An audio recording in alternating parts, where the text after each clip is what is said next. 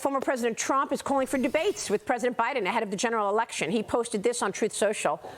Anytime, anywhere, any place, Trump wants to debate Biden. The Biden campaign fired back, telling Fox News Digital, "I know Donald Trump's thirsty for attention, but if he's so desperate to see President Biden in primetime, he can join the tens of millions of Americans who will tune in to watch the State of the Union tonight." Fox News White House correspondent Peter Doocy grilled the White House about a potential debate nonetheless. Watch. Now that the field is down to two, is President Biden going to commit to a debate with Donald Trump? That's something for the campaign to speak to. It's possible that there will be no Joe Biden, Donald Trump debates. Is that what you? Is that what you're excited about? Is that what you want to see? How I've said, would President Biden do in a debate?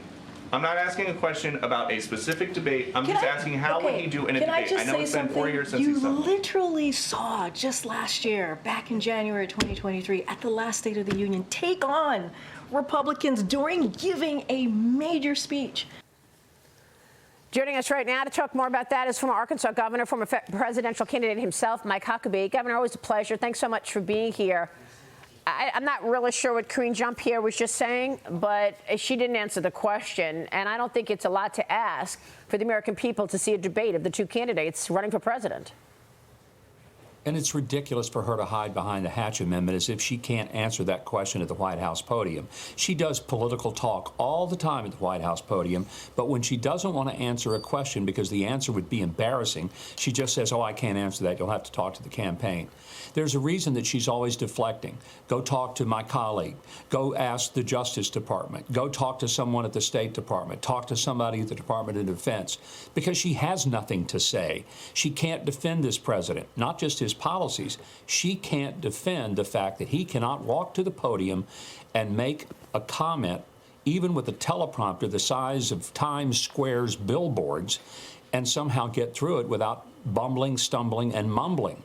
And that's what I think a lot of Americans would see if he actually engaged in a debate, which they probably won't see. Well, look, I don't know if the strategy will be to stay in the basement again this time around. We'll see about that. But President Biden is trying to get tough. The other day he said he wants to go for the jugular of Donald Trump. And Donald Trump came right back today saying he is going to be doing a play-by-play live tonight during the President's State of the Union.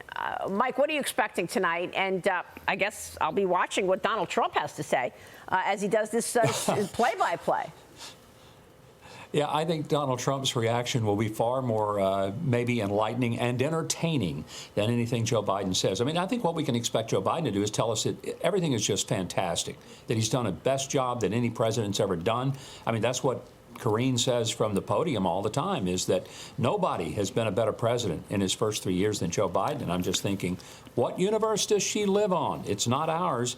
Because you see people who are younger than the age of 30 who are saying they're not going to vote for Biden this year. You see large amounts of African Americans and Hispanics who aren't going to vote for Biden, who did before, because their lives aren't good. They're hurting.